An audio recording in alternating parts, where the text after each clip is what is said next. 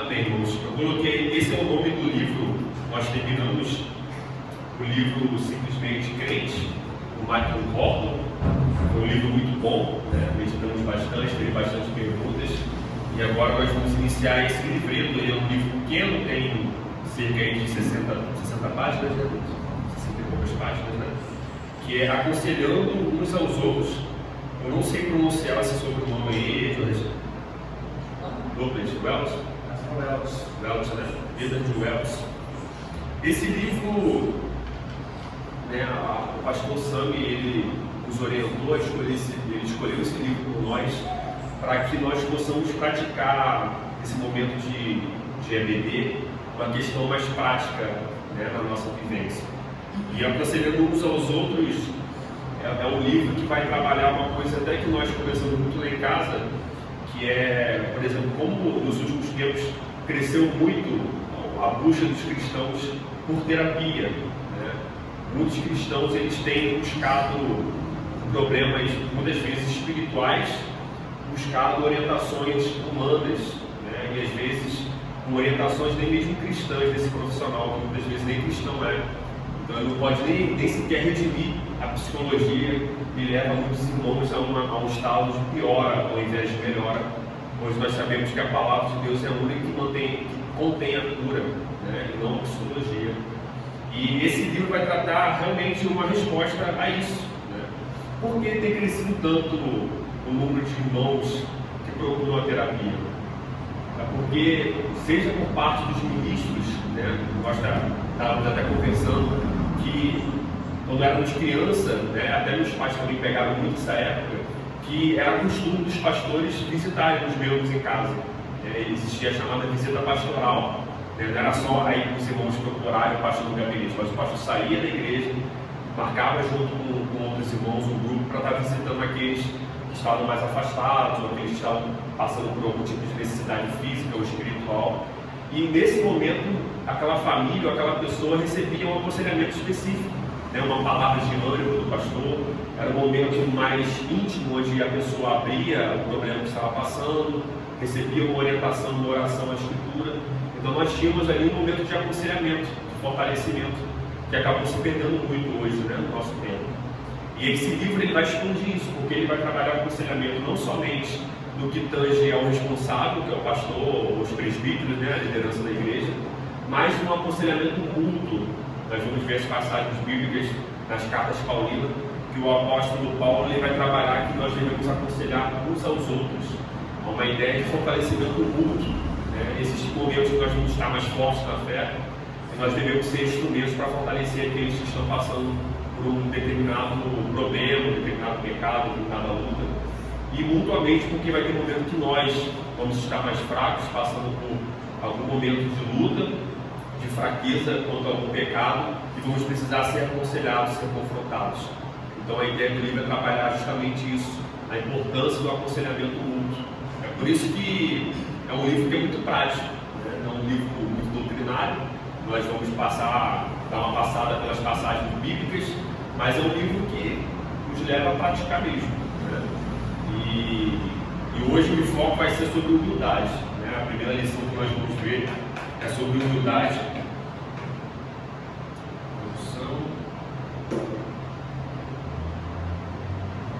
Tem uma citação dele aqui: somos chamados para cuidar das almas, né, uns dos outros. Desejamos levar ao Senhor nossas lutas e ensinar uns aos outros, de modo que a igreja seja fortalecida e o mundo possa testemunhar a sabedoria e o amor. Isso aqui nós, por meio das orações, essa introdução é bem interessante, que ele vai trabalhar que por meio da oração nós levamos a Deus sem nenhum tipo de problema, né, as nossas lutas, os nossos anseios, aquilo que tem nos incomodados, mas nós temos muita dificuldade de levar isso para o próximo, né? Nós vamos ver o porquê. Um dos motivos é orgulho. Quando nós compartilhamos isso com os outros, nós nos colocamos numa espécie de vulnerabilidade, porque nós estamos confessando para o nosso irmão que nós somos fracos. Quando Quando nós fazemos isso no nosso quarto, digamos assim, é mais tranquilo, porque é só eu e Deus, né? Ninguém está sabendo do meu problema. Quando nós levamos isso para o próximo, isso acaba trazendo uma espécie de constrangimento para nós, né? Para aqueles que estão confessando. Eu pedi aos irmãos que abram, por favor. O irmão abre em Efésios capítulo 4. Efésios capítulo 4, do verso 11 ao 13.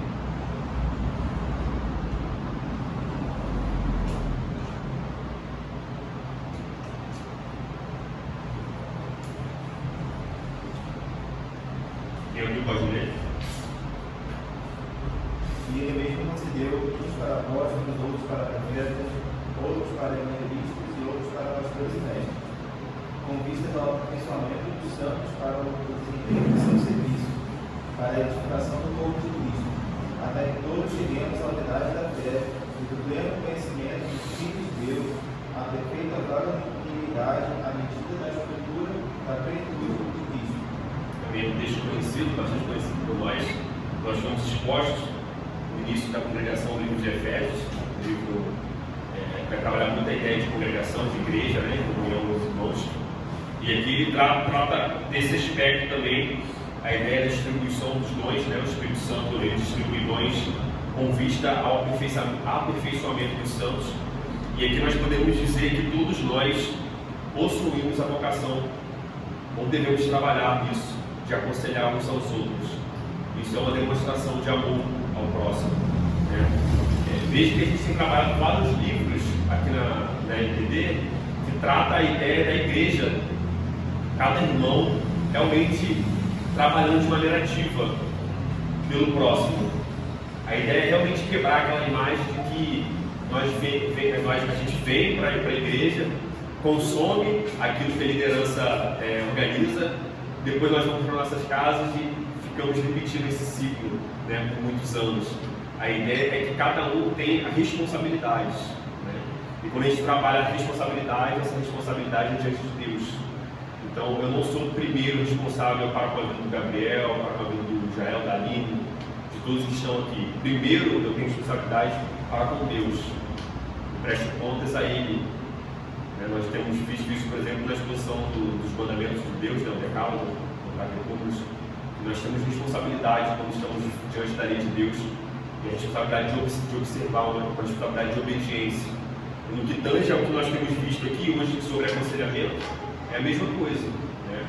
Deus nos salvou por meio de Jesus Cristo, e Ele não nos chamou para viver uma vida passiva, inativa, mas Ele nos chama a trabalhar pela fé, a realmente nos esforçar. Por mais que isso seja difícil, por causa dos nossos trabalhos, das nossas rotinas, às vezes realmente nós somos negligentes quanto ao próximo. Vou pedir ao irmão que abra 1 Tessalonicenses 5, do 8 ao 11.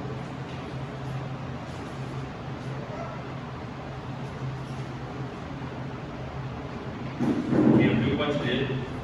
5 do 8 ao 11.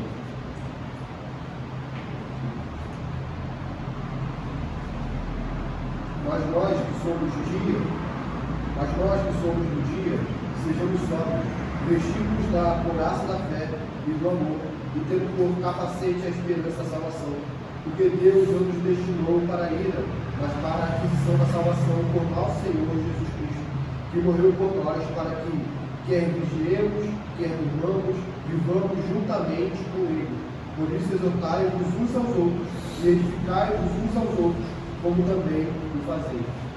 Aqui na área está consolai-vos, aí está exortai-vos, né? A mesma ideia, né? O consolo. Verso 11: consolai-vos uns aos outros e edificai-vos reciprocamente, como também estás fazendo. Nós experimentamos um pouco disso ontem, lá no encontro literário dos homens, né? Acredito que as mulheres também experimentaram lá no TPP. A ideia é realmente nós compartilhamos momentos, experiências de cada um, experiências decorrentes das leituras, né, que nós tivemos aí, conectando a leitura com a prática, e foi um momento muito bom, tem sido um momento muito bom lá na nossa reunião, um momento de aprendizado, um momento realmente que a gente entende como foi filósofo que fala lá no Vitor, que algumas literaturas realmente nos aguça a nossa mente, os nossos olhos para a realidade. A gente consegue realmente. Ele trouxe um ponto lá, o chamado do marido, a respeito de um comportamento que não se deve ter, o marido não se deve ter para com a sua esposa. E depois o Douglas trouxe, caminhando no mesmo sentido, o contrário, né? Na verdade, um livro que diz como deve comportar o marido em relação à sua esposa e a esposa em relação ao marido. Então foi um momento de consolo, né? Experiências, os irmãos olhando bem atentamente para aprender uns com os outros.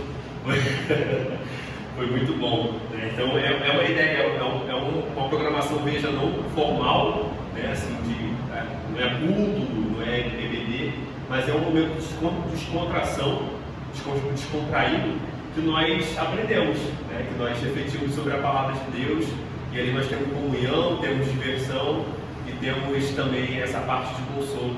É interessante porque, começando por Vitor, acho que Romanos capítulo 14, Romanos 15, não lembro, é 14 ou 15, o apóstolo Paulo ele pede oração pelos romanos, porque ele queria estar com eles, mas tudo ia depender da perseguição dos judeus contra ele. Então ele pede aos irmãos que orassem para que ele não encontrasse perseguição ou resistência dos judeus, para que ele pudesse então chegar em paz e se divertir. O apóstolo Paulo utiliza essa palavra para que eu possa me recrear com vocês. É até estranho imaginar o apóstolo Paulo ter um momento de recreação, né? Mas veja, ele, com os romanos, ele pede para que eles orassem, para que ele não enfrentasse resistência no caminho, para que pudesse estar junto com eles em recreação. Nós sabemos que isso não ocorreu porque em Atos mostra que teve perseguição, né, de resistência dos judeus. Mas era algo que é bom, faz parte da vida cristã, um momento de riso, um momento de descontração. Então isso é natural, né? Aquela coisa rígida, fechada, somente compromisso da igreja. Mas nós nos consolamos também nesses momentos de comunhão, momentos mais tranquilos.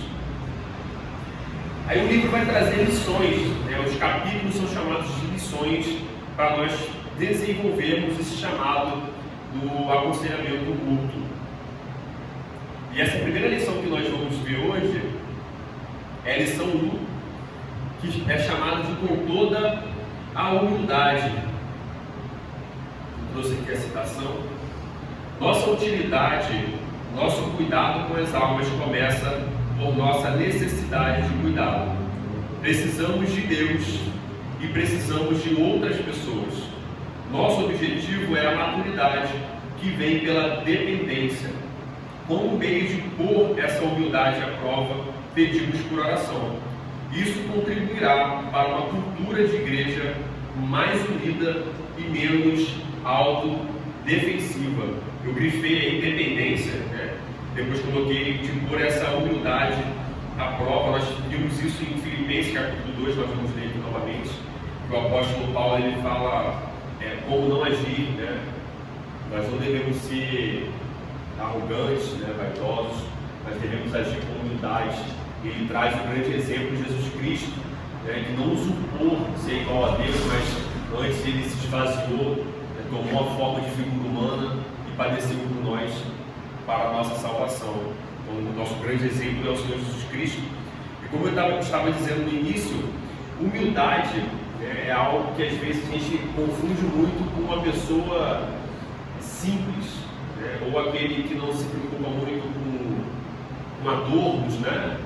Uma pessoa aquela pessoa é humilde, ela se veste assim, de maneira simples, né? Ela tem condição, mas é uma pessoa humilde. Mas humildade, biblicamente, não é isso. Uma pessoa pode se vestir simplesmente, né? No sentido de não chamar muita atenção, mas ela não tem um coração humilde, ou ela não ser uma pessoa humilde. E pelo contrário, nós podemos ter uma pessoa que se veste de maneira, né, digamos assim, usando roupas caras, um relógio caro, mas tem um coração humilde, um comportamento humilde. Então veja que não é questão material que vai definir se uma pessoa é humilde ou não, se ela age com humildade ou não, mas é o coração dela. E essa questão da humildade, ela vai bater numa característica pulsante em todos nós, que é o orgulho. A humildade é um antônimo de orgulho. E todos nós, por pecadores que somos, temos orgulho. A nossa imagem a ser preservada, não parecer vulnerável. Isso tudo está ligado ao orgulho, né? A preocupação, a vaidade do nosso coração, de não querer se expor muito para manter uma imagem perante os irmãos. Ele vai trabalhar justamente que as Escrituras, ela nos confronta a seguir o exemplo de Cristo e agir com humildade, né? Agir com humildade, que é realmente não se preocupar com a nossa imagem, mas sim com um propósito, que realmente confessar os nossos pecados aos irmãos, abrir o nosso coração a eles, e nós vamos trabalhar nesse sentido. Sempre que o irmão quiser interromper para fazer alguma colocação, fique à vontade. Aí, seguindo essa ideia de humildade, ele vai trabalhar um grupo aqui, que é a igreja, né, a congregação, o grupo local, um grupo interconectado. Quando viemos a Jesus, Ele nos perdoou e nos lavou para que pudéssemos falar abertamente, sem vergonha. Ele nos amou para que pudéssemos amá-lo e amar os outros livremente. E Ele nos deu sabedoria e poder de seu Espírito para que pudéssemos ajudar uns aos outros, de modo a edificá-los e dar-lhes esperança.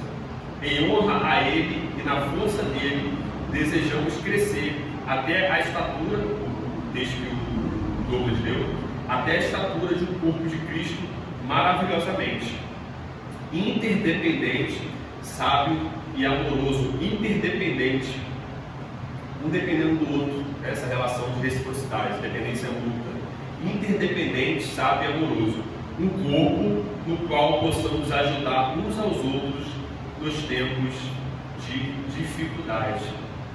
Veja que ele coloca aqui realmente o exemplo maior de Jesus Cristo. E como temos Jesus Cristo como exemplo, nós temos o que ele fala, que nós somos o corpo dele, um corpo que deve ser bem ajustado, bem conectados os membros, vinculados, subordinados à cabeça, que é ele. E esse corpo, quando nós falamos de membros bem articulados, aqui interdependente, que é o termo que ele utiliza, é um corpo que realmente busca entender o outro, né? Busca saber o que o outro está passando, né? Nós, quando colocamos o nosso próprio corpo como exemplo, nós sabemos o que cada parte está sentindo, né? Há uma conexão no nosso corpo. Se a nossa unha está machucada no pé, isso vai trazer reações para o corpo todo, a gente chama de incômodo. A gente entende que tudo não é só o local, né? Traz um incômodo no corpo todo. Tudo fica prejudicado no caso de um dedo do pé, né? Ou às vezes uma pancada no cotovelo, como isso, por meio do nosso sistema nervoso central, né? Essa questão de comunicação neurológica, isso se comunica para todo o corpo, né? Esses sinais que vão passando pro nosso, até chegar no nosso cérebro. Então, o corpo de Cristo não deveria ser diferente, né? Às vezes é diferente porque nós somos pecadores. Não deveria ser, mas é porque nós somos pecadores. Então, muitas vezes, por causa do nosso coração que não há humildade, né, ou que não há a sensibilidade que deveria haver, nós não percebemos quando o irmão está passando por dificuldades. Então, nós temos dois problemas aqui. O irmão que, às vezes, por orgulho, não confessa que está passando por dificuldade. Dificuldade aqui de maneira ampla, irmão, seja espiritual, seja financeira, dificuldade, né, questão emocional, que está passando por um problema. A pessoa ela não leva isso a nenhum irmão, né, não confia em nenhum irmão. E tem um outro aspecto, que é o irmão não ter a maturidade de receber essa confissão. Então nós temos muito casos de pessoas que se fecharam porque tiveram uma experiência ruim, levaram uma determinada situação íntima, de sofrimento, de dificuldade para o irmão, uma pessoa da igreja. Essa pessoa não teve a maturidade de agir conforme os mandamentos bíblicos e, ao invés de consolar, de exortar na palavra, acabou trazendo crítica, preconceitos, né, julgamentos não bíblicos. Então, essa pessoa que recebeu esse julgamento, ela se fechou ainda mais, porque ela esperava um ambiente de confiança para confessar e ser consolada, e o que ela recebeu não foi um comportamento bíblico cristão, mas foi justamente o contrário, um comportamento de crítica, né, um farisaísmo. E essa pessoa, ela se fecha, e ela, para não passar por isso de novo, ela prefere não confiar mais em ninguém, né? Aí aqui esbarra em outra coisa, porque no corpo de Cristo nós vivemos como pecadores. Nós somos pecadores e vivemos como pecadores. E não é esse comportamento que nós temos em Cristo. Porque se Cristo fosse esperar a perfeição da nossa parte, Ele não morreria por nós. Ele morreu, como a palavra diz, quando nós ainda éramos inimigos dele. Quando nós odiávamos, foi quando Ele morreu por nós. Então nós temos Ele como exemplo. Por mais que alguém tenha passado por isso, nós devemos pedir ao Senhor que Ele realmente cuide do nosso coração dessa ferida e que Ele realmente coloque pessoas no nosso caminho que possamos confiar para compartilhar as nossas dificuldades, os nossos pecados, porque isso nos ajuda no crescimento espiritual, para que nós possamos realmente ter uma progressão da nossa fé.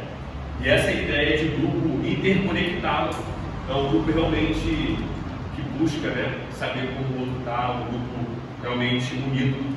Vou pedir ao Jael que leia Efésios capítulo 3, do 8 ao 21.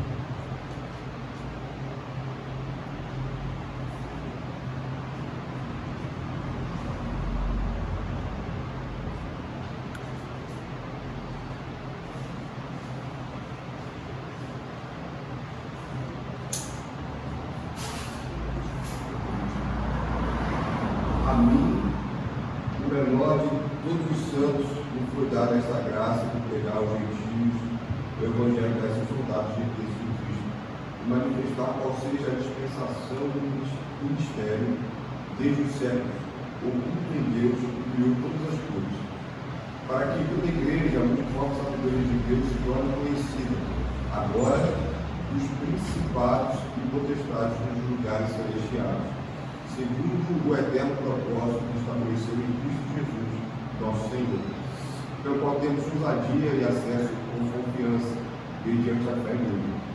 Portanto, vos peço que não desfaleçais das minhas tribulações por vós, pois nisso está a vossa alegria, a vossa glória. Por esta causa, me ponho de joelhos diante do Pai, de quem toma o nome de toda a família, tanto no céu como sobre a terra, para que, segundo a riqueza da sua glória, nos conceda e sejais fortalecidos com o poder, mediante o seu Espírito do homem interior.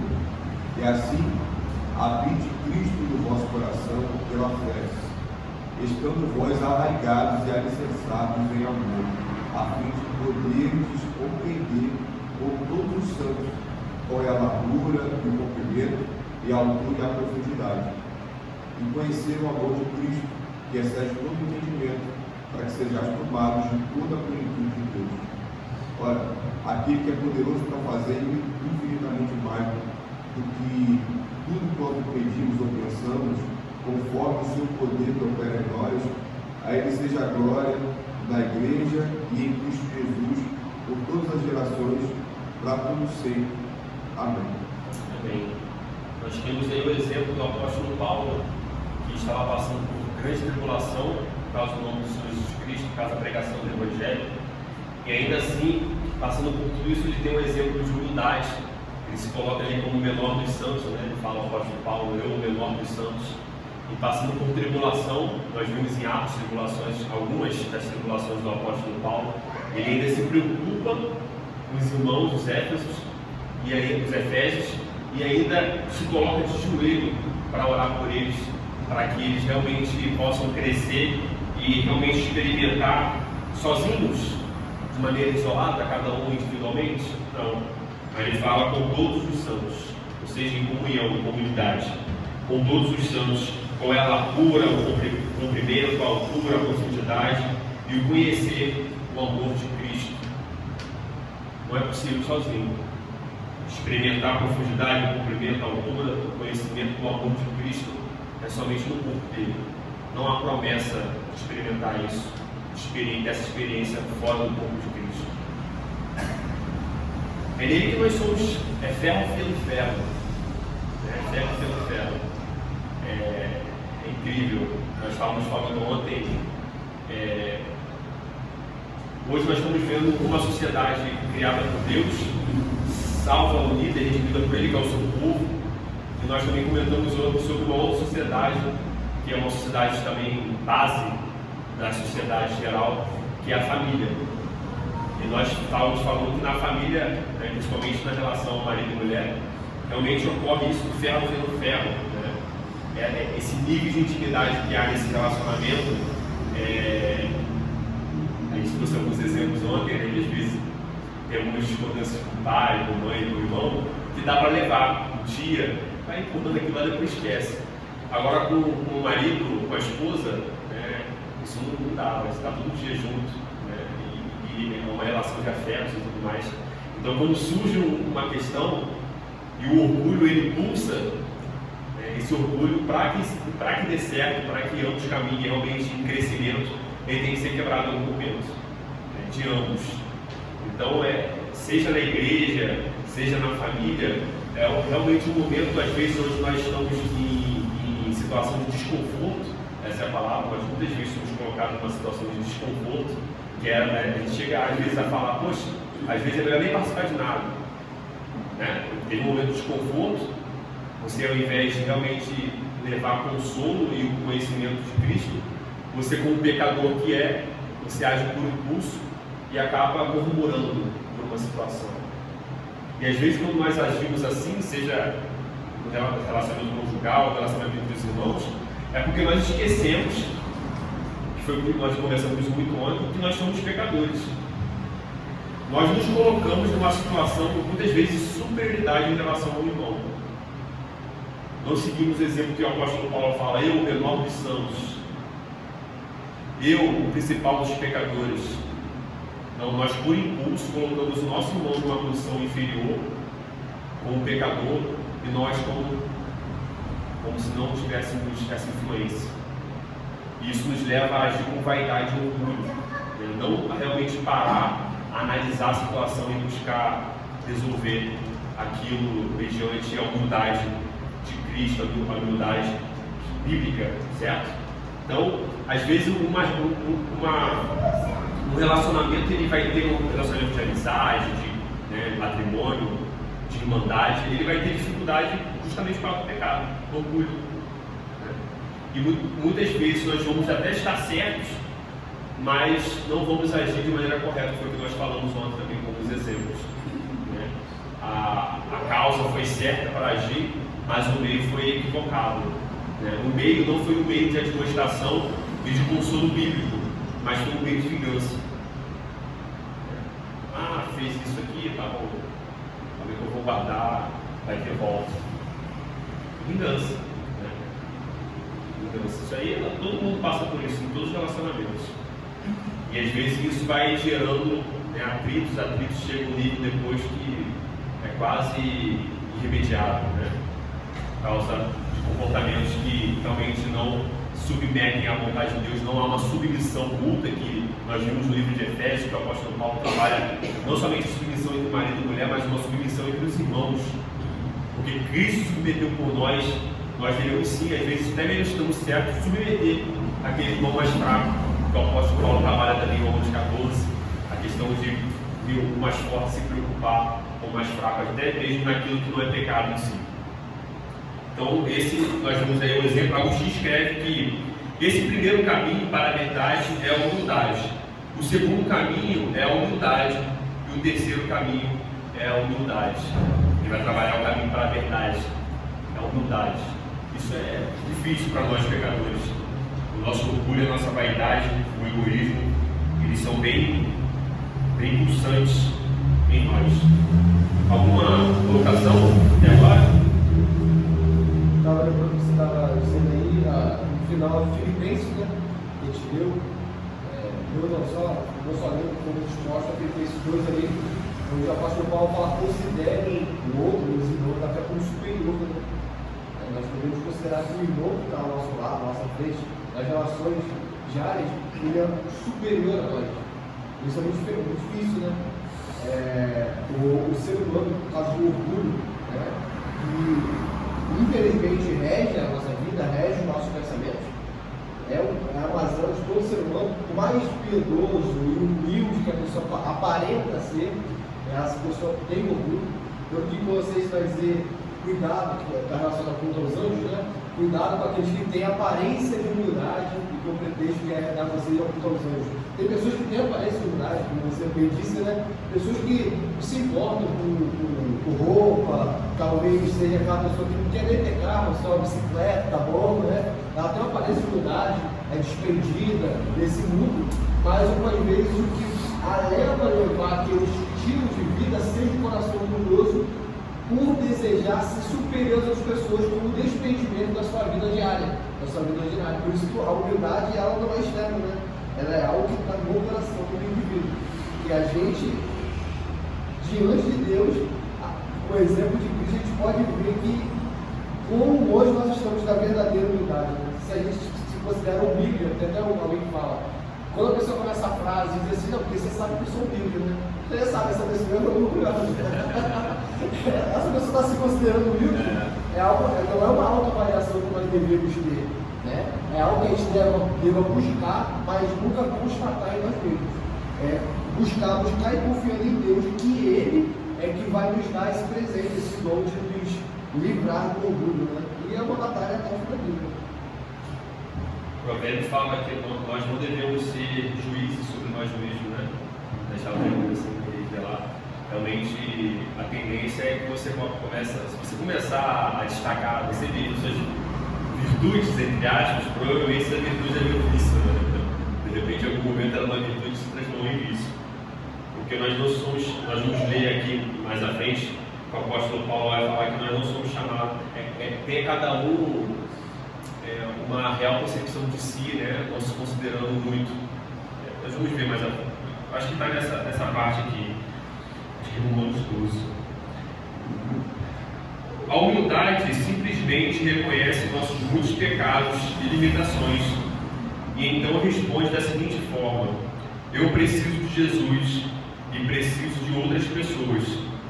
Trata-se de um belo pacote que inclui a confiança no controle de Deus, a certeza do perdão e do amor do Senhor e uma franqueza que provém de descansar em Jesus e não de ter de ser alguma coisa. Acontece que o simples reconhecimento de nossas necessidades e fraquezas abre as portas para a graça de Deus, na qual encontramos confiança, paz, segurança, sabedoria, força e liberdade nele. O simples reconhecimento de nossas necessidades, das nossas fragilidades, né? Vou pedir aos irmãos que abram Efésios 4, do 1 ao 3, Romanos 12, 3, Filipenses 2, do 1 ao 11. Quem for abrindo pode ler, por favor. É interessante, né, quando a gente está nessa condição de não humildade, né, de arrogância, a gente não consegue perceber, né? A gente sempre precisa de alguém assim, ou de alguma coisa para nos mostrar. A gente fica numa cegueira, né? A gente não consegue, com nossas próprias forças, olhar, cara, eu estou sendo assim, né, e assado, né? Mas precisa de alguém para te mostrar, né? Ou sei lá, nas escrituras, ou através de algum irmão, né? Porque é uma cegueira mesmo, a gente não consegue, a gente tem essa dificuldade de perceber, né? E aí a gente vai vendo quando a gente vai ligando os pontos assim, a gente percebe, né? Da onde que a gente está aplicando assim. Isso aí que nós entendemos que o Espírito Santo, né, a palavra dele diz que ele é o Espírito da verdade, né? E como o Espírito da verdade, ele conduz os crentes à verdade, né? E a verdade não só no sentido da palavra, de maneira objetiva, aquilo que é posto a nós, mas também de maneira a guiar nós na prática, no caminho da retidão, né? Então, se nós estamos vivendo momentos de vícios, períodos em que aquele vício tem dominado o nosso coração, seja o egoísmo, seja a falta do domínio próprio, né, de maneira a ira, uma pessoa irascível, são vícios, né? A palavra diz que são vícios. O Espírito Santo ele vai nos guiar, né? Ele vai utilizar vários meios, a própria palavra dele para nos confrontar. Como você disse, o egoísta não sabe que é egoísta, porque ele é egoísta, ele olha para si mesmo, né? Então ele não olha para o entorno, ele olha para si. Então, ele vai utilizar na comunidade, em comunhão, os irmãos ou a família dele, alguém para cutucar e fazer ele olhar para cima, olhar para o lado e ver realmente que ele precisa mudar, né? E isso ocorre frequentemente, né? Às vezes, uma conversa sem pretensão, nós somos confrontados, né? Ou deveríamos ser, né? Quando a gente vive numa condição que você parar para pensar, pô, não estou sendo confrontado em nada, e seu coração caminha para ter o mesmo comportamento do jovem rico, de achar realmente que você está obedecendo perfeitamente a lei, é preocupante. No sentido, eu não preciso ser admoestado em nada, ultimamente eu não tenho sido divertido em nada. Será? Porque João diz que nós pecamos, né? Nós pecamos constantemente. Então, se dizemos que não temos pecados, nós somos mentirosos e fazemos de Deus mentiroso também. Então, realmente, às vezes, esse tipo de pensamento ou uma falta de confrontação significa que você está muito centrado em si. De repente, você não está lendo a palavra, não está orando e nem está tendo uma comunhão diligente com os irmãos. Você realmente está achando que você vive você está obedecendo a lei e está tudo certo. Nós já conversamos ontem sobre um dos avivamentos que ocorreu na história da igreja, e um desses avivamentos foi o chamado perfeccionismo cristão, onde essa corrente defendia que era possível aqui nessa terra viver sem pecar, né? Viver de maneira que obedecesse a lei de Deus completamente, sem pecado, nível de perfeição. E o autor, ele critica, né, o Jean-Marc Bertot, ele vai criticar no sentido de que, nós conversamos ontem, só é possível você chegar a essa conclusão quando você exclui a lei de Deus. Então, a pessoa que está agindo assim, achando que ela não precisa ser mais confrontada ou consolada, que ela está vivendo um nível de perfeição, é porque ela se afastou tanto da palavra de Deus que a lei não mais confronta, ela se escondeu da lei de Deus. Porque Paulo vai falar em Romanos 7 que por meio da lei nós conhecemos o pecado. O pecado avulta quando nós estamos diante da lei de Deus. É por causa da lei que nós sabemos que devemos cobiçar, porque a lei, quando diz não cobiçarás, nós vemos que o nosso coração busca cobiça. Então, realmente, é algo para a gente pensar, né? Se eu estou achando que eu estou no nível de perfeição, ou numa semana muito boa de obediência, provavelmente eu estou vivendo muito centrado em mim mesmo, e não indo à palavra, à oração, os meios de graça, né? A comunhão. Então, é algo muito... nós devemos estar sempre atentos, né? Nós pecamos todo dia e precisamos ser consolados constantemente. Quem abriu pode seguir os textos, Efésios 4, Romanos 12, Filipenses. Rogo-vos, pois, eu, o prisioneiro do Senhor, que andeis de modo digno da vocação a que foste chamados, com toda a humildade, mansidão, com longanimidade, suportando-vos uns aos outros em amor, esforçando-vos diligentemente por preservar a unidade do Espírito e o vínculo da paz. Romanos. Porque pela graça que me é dada, digo a cada um dentre vós que não pense de si mesmo além do que convém. Antes, pense com moderação, conforme a medida da fé que Deus repartiu a cada um. Esse é o texto. Não pense cada um. Está aí? Não pense cada um além do que convém. Além do que convém. Além do que convém. Mas pense com moderação, de acordo com a medida da fé. Interessante, com moderação e equilíbrio, né? Como convém. O aspecto de conveniência que a gente tem nas escrituras, né? Como convém, conforme a escritura diz sobre nós mesmos. Senão, nosso ego fica lá do lado, né? Nós vamos pensando de nós mesmos, ficamos pensando muito em nós mesmos, as coisas boas que eu faço, quem eu sou. Isso aí não é comportamento cristão, né? Eu acho que esse texto a gente pode ver ele até de uma maneira quantitativa enquanto qualitativa, né? Qualitativamente, não pense que você é melhor do que você é, né, das suas virtudes, e quantitativamente, não fica o dia todo pensando em você toda hora. É porque quem pensa em si não pensa no próximo. Isso né? aí. Nós somos seres limitados, estamos com um pensamento, automaticamente não estamos com o outro. Né? Então, se minha mente está ocupada em pensar em mim mesmo, automaticamente eu não estou pensando no meu irmão, né? No próximo. Filipenses Esse é o texto que nós fomos expostos, né? E a questão também de se vitimizar, né? A gente se pega se vitimizando no trabalho, poxa, eu estou trabalhando tanto, eu estou fazendo tanto, ou poxa, eu não estou sendo reconhecido, é claro que eu não quero ser visto, mas eu quero um mínimo de gratidão às pessoas. Você está sempre dando um jeitinho de se vitimizar também, né? Não só a questão de você se achar que está no pacote, né? Tá pacote, sim. No pacote, você está ali, poxa, eu estou fazendo tanto, não estou vendo resultado, você começa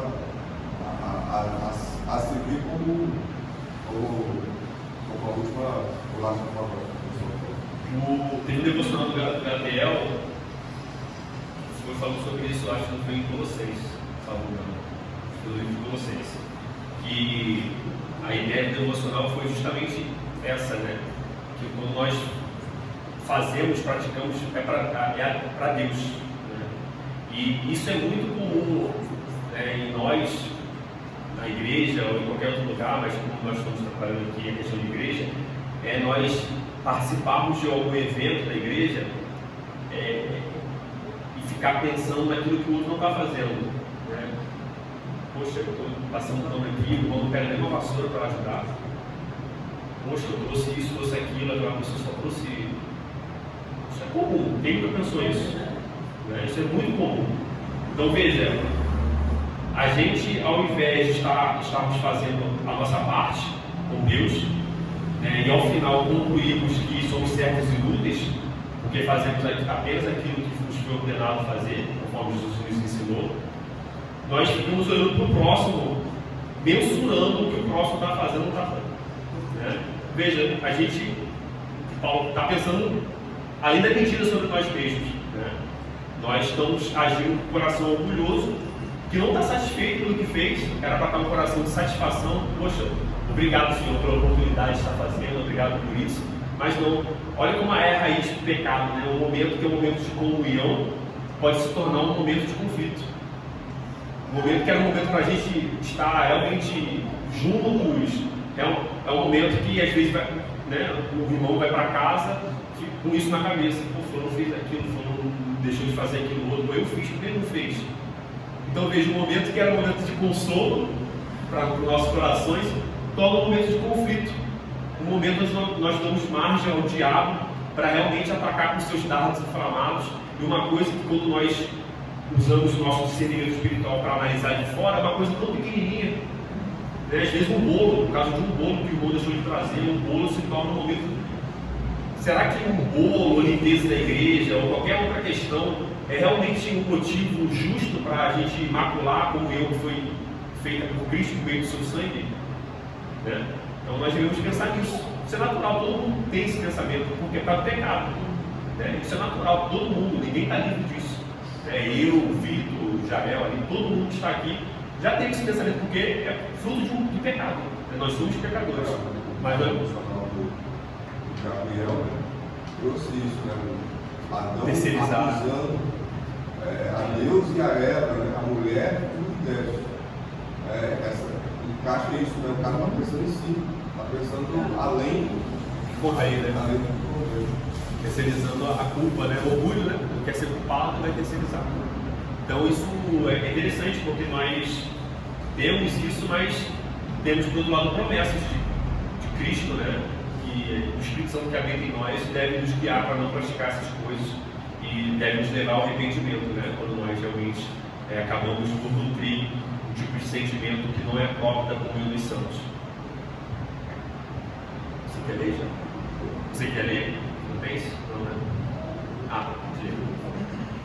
Se há, pois, alguma oposição em Cristo, alguma consolação de amor, alguma comunhão no Espírito, se há estranhados afetos e misericórdias, completai a minha alegria, de modo que penseis a mesma coisa, tenhais o mesmo amor, sejais unidos de alma, tendo o mesmo sentimento. Nada passais por partidarismo ou por glória, mas por humildade, considerando cada um os outros superiores a si mesmo. Não tenha cada um em vista o que é propriamente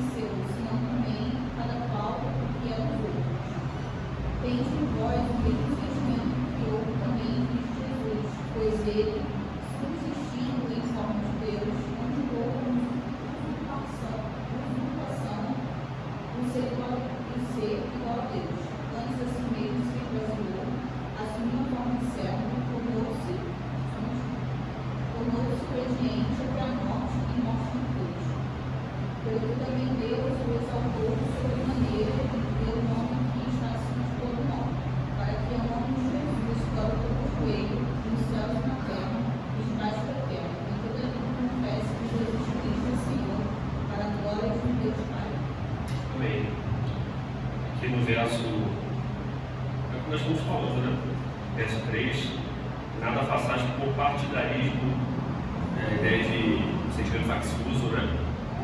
Ou vanglória, mas por humildade, considerando cada um os outros superiores a si mesmo. Não tenha cada um em vista o que é propriamente seu, senão também cada qual o que é dos outros. É o que nós estamos vendo aqui, né? Bem claro aqui na carta paulina aos Filipenses, esse exemplo de humildade, como devemos agir, não por partidarismo ou por vanglória, buscando realmente o nosso reconhecimento. A humildade, ela também conduz à oração. Isso apenas parece fácil. Uma coisa é pedir ajuda ao Senhor. Mesmo que nossa fé seja especialmente fraca, temos ouvido que Ele acolhe e ouve nossos clamores por socorro, de modo que estamos dispostos a arriscar um pouco de franqueza diante dele. Outra coisa muito diferente é pedir ajuda a um amigo. Nosso orgulho nos impede de sermos vulneráveis. É aquilo que nós já estávamos trabalhando, né? Uma coisa é a gente entrar no nosso quarto e orar ao Senhor. Isso é aparentemente fácil, uma tarefa difícil. É levar as nossas fraquezas ao irmão, né? E realmente ficar preocupado no sentido, se eu falar, se eu confessar esse pecado, o irmão vai me olhar como um fraco, ou vai me olhar como, né, um pecador. Eu acho que confessando não esse deve ser um olhar um dos outros, né? Realmente olhar uma visão bíblica é que somos fracos mesmo, né? Somos pecadores, os principais deles. Então, confessar pecado apenas comprova uma verdade bíblica. Né? E não somente comprova uma verdade bíblica, como nos leva a obter o consolo, né? desse perdão que temos em Jesus Cristo e que temos a experiência, né? Nós experimentamos de maneira vívida na comunhão dos santos. Então, realmente é isso, né? A humildade, ela deve nos conduzir à oração, e a oração aqui de maneira mais enfatizada por ele, a oração do irmão, do próximo, né? Pedir ao irmão para orar por mim, por nós, quanto a uma determinada luta.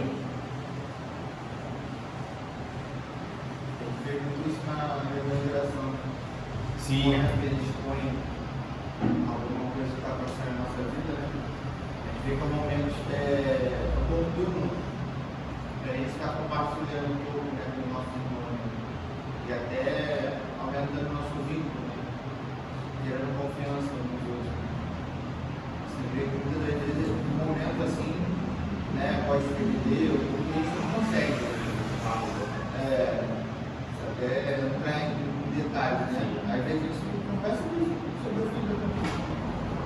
Mas a gente vê também que é um momento oportuno, né? Essa questão da oração, de ter esses momentos à parte também, né? Porque eu vejo que tem muita questão também de você se relacionar, né? Você construir confiança, né? Com a pessoa. Toda vez a gente está numa igreja que a gente não tem essa liberdade, né? De conversar com as pessoas e saber o que está passando na vida delas. Então a gente, muitas vezes, a gente não quer nem saber, porque a gente não sabe como vai ser, se essa pessoa vai receber bem aquilo que a gente está falando ou não, né? E toda vez a pessoa ela vai te olhar de uma forma meio taxativa, né?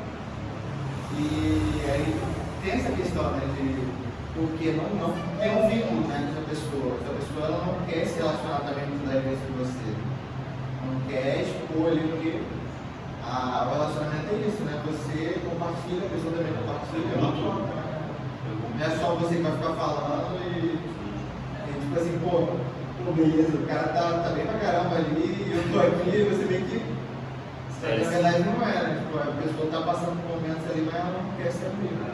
Não quer expor, não quer se expor por conta daquela questão da imagem, né? A imagem que a pessoa tem sobre mim, ela não quer que aquela pessoa perca nessa imagem. Acho que é importante essa acessibilidade, por isso que é importante a comunhão, né?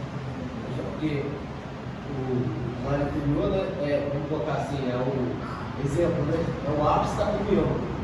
Você está na vida ordinária da igreja, sem muita pretensão, naqueles encontros informais, né? Aqui no nosso caso, né? Nosso caso aqui, os encontros informais, o PP, o encontro literário, aí mais formal, a moderação. E você vai construindo laço, vai construindo para chegar num momento e você saber que aquele irmão é um irmão de confiança, né? Aí muitas das vezes, quando nos ausentamos desses momentos, a gente não sabe quem é o irmão de confiança. Porque a gente sabe que, por exemplo, né, uma pessoa acabou de entrar na igreja, né, é novo na fé.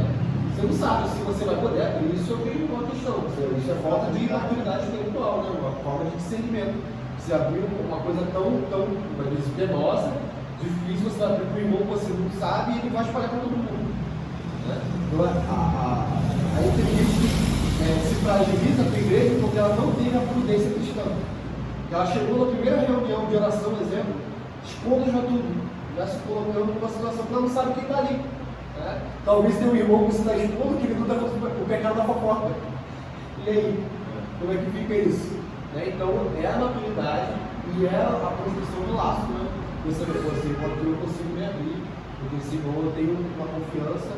O outro irmão, ele está lutando com o pecado da fofoca, eu vou dar uma cuidada aqui. Porque todo mundo é pecador, né? É todo mundo pecador. E essa questão do slide anterior, de levar a oração, é muito interessante, porque muita gente reclama da oração particular, de, poxa, estou orando, o Senhor não ouve minha oração, estou orando, o Senhor não ouve. Quando você ora com outra pessoa, às vezes atende. Isso aí. Deus atende a sua oração de colocando na igreja, de colocando irmãos maduros, que eles vão te auxiliar. Mas o nosso orgulho nos impede de desfrutar de bênçãos da oração. A oração já foi atendida, vamos colocar assim, já foi atendida. Mas o meu orgulho por não querer compartilhar com o irmão da fé, faz com que eu não receba essa bênção. É interessante também essa questão da expor o seu pecado, as dificuldades dos irmãos, e a questão de você confrontar o pecado. Porque, tipo assim, para eu confrontar, por exemplo, o Vitor, eu não preciso ter intimidade com ele. Se eu vejo que o meu irmão, na fé, está pecando contra Deus, eu não buscar ele com intimidade, eu vou falar, não, você tem que falar, independente dele gostar ou não. É diferente dessa questão do confessar o seu pecado. É interessante, realmente, essa questão é importante dessa confiança, né? Se ouvir, essa confiança mesmo. Agora, o confronto do pecado do irmão, essa não sei lá, todo mundo está morrendo na festa, tanto que ele pode matar ele espiritualmente. Mesmo ele sendo um salvo ou não, você tem que falar. Você não precisa expor isso, igual quando a gente evangeliza, né? A gente não expõe aquele que a gente fez, né? A gente não mostra o pecado da pessoa, confronta, ó, você está pecando, você é mentiroso, você é, sei lá, né? Comunicador, sei lá. Né? Mas de certa forma você está expondo a pessoa, não conhece, está falando com as pessoas assim. Né? Então acho que é interessante essa diferença. As circunstâncias diferentes, né? Você está vendo que o irmão está pecando e ele não confessa. Você vai ter que chegar a confrontar, por mais que você tenha intimidade ou não. Né? Agora, se o irmão já te confessou, aí a jogada é diferente. O cara está falando, pô, pequei, por esse pecado, aí você joga mais lei para cima dele, aí você está tudo. O cara já está confessando, ele já sabe que está pecando. Você não pecou, eu estou com orgulho. Mas o orgulho é pecador, você está passando na inferno. Eu sei, eu estou confessando. Isso aí, então, isso aí.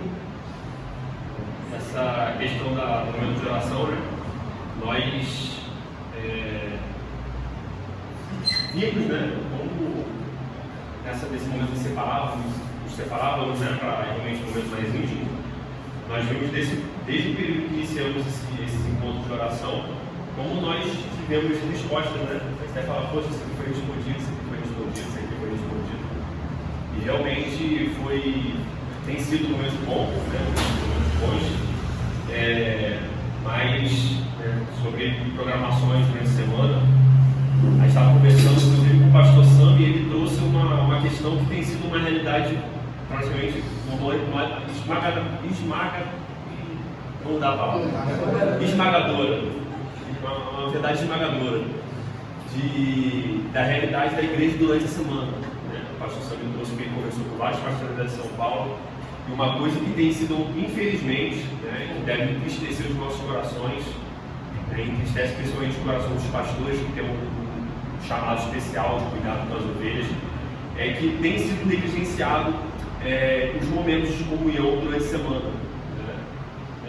Realmente, como o Gabriel trouxe aqui, alguns benefícios nesse momento de confissão de pecado, esse momento mais íntimo, a gente não consegue ter no culto. Né? Porque o culto é a convocação de Deus, né, para nós prestarmos um culto a Ele. Então, o foco do culto é de serviço a Deus, né, de adoração. E depois nós temos um momento de comunhão mais amplo, todo mundo junto. E no momento de oração, esses momentos que nós estamos durante a semana, ou no TPP, ou no encontro literário, são programações que nós temos a oportunidade de ficar mais à parte, né?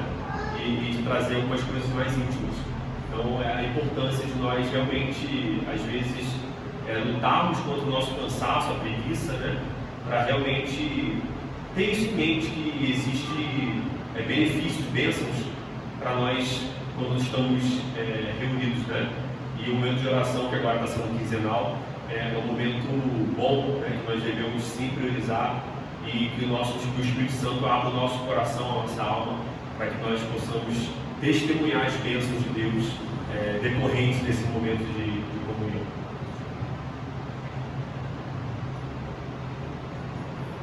Aí que ele vai ensinar umas questões mais práticas relacionadas a esse momento de confessar pecado ou de expor alguma vulnerabilidade com passagens bíblicas. Né? É aquela ideia de que nós devemos orar de acordo com a palavra de Deus. Né? Não adianta a gente orar se a gente ora contra a palavra de Deus. Né? Essa oração nunca vai ser atendida. Na verdade, a gente está pecando, né? Que a gente está fazendo Deus e contra a sua própria vontade. Então ele vai trazer exemplos aqui. Por exemplo, se algum irmão puder abrir, Vitor, por favor, 2 Coríntios 4, 16 a 18.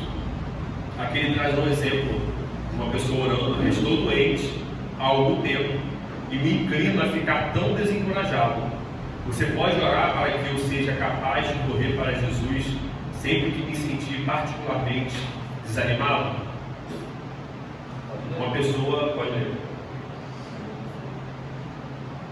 Por isso, não desfalecemos, mas ainda que o nosso homem exterior se corrompa, o interior contudo se renova de dia em dia, porque a nossa leve e momentânea tribulação produz para nós um peso eterno de glória muito excelente, não atentando nós nas coisas que se veem, mas nas coisas que não se veem, porque as que se veem são temporárias, e as que se não veem são eternas.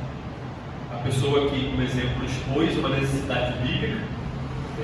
Quem não vai passar por um momento de fraqueza, de desânimo na fé, que precisa de encorajamento?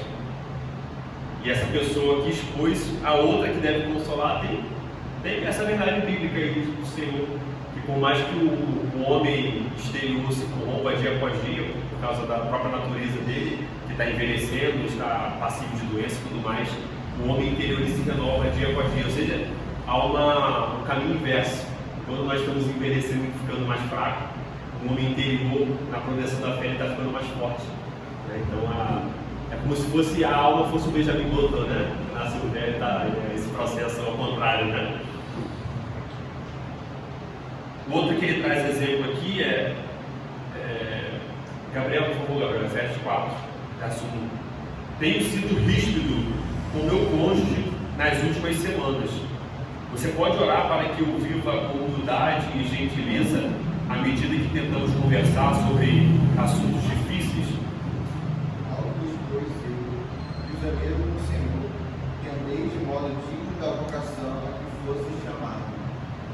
Outro exemplo, uma necessidade e uma promessa e uma resposta bíblica, porque nós devemos agir ou andar de modo digno com o Evangelho, né? Em modo digno, tratando a esposa com humildade, mutuamente, né? O marido e a esposa com humildade e com gentileza. traz aqui,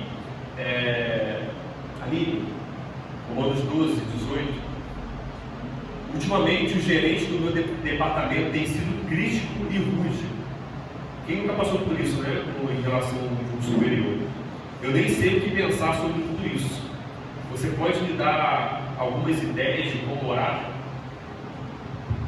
Se possível, quando depender de vós, tende paz com todos os homens. A ideia de como o cristão deve se comportar diante de um problema de superior, né? Que o gerente, ou no âmbito militar, o comandante, né? O superior, o oficial superior.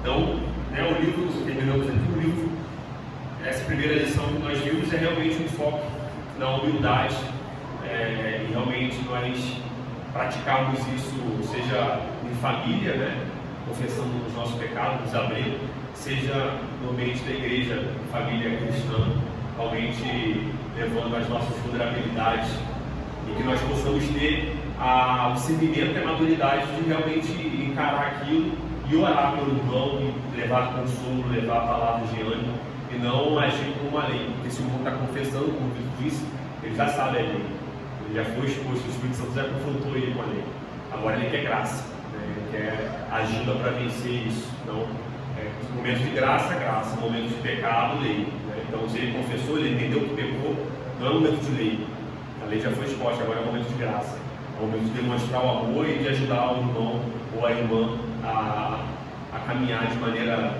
a superar, né, essa dificuldade. Amém? Alguma colocação a mais? Não? Então, só lendo, estava lendo aí Efésios, ao final de Efésios 1, né, a importância desses estudos.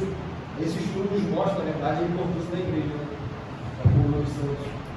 E aí vem Efésios 1 que Cristo, que é o texto diz que Cristo não se considera pleno sem a sua igreja. Ele não se considera pleno sem o seu corpo. Cristo, e ele vai falar o que, Paulo? A plenitude daquele que enche tudo e todos não se considera pleno sem o seu corpo.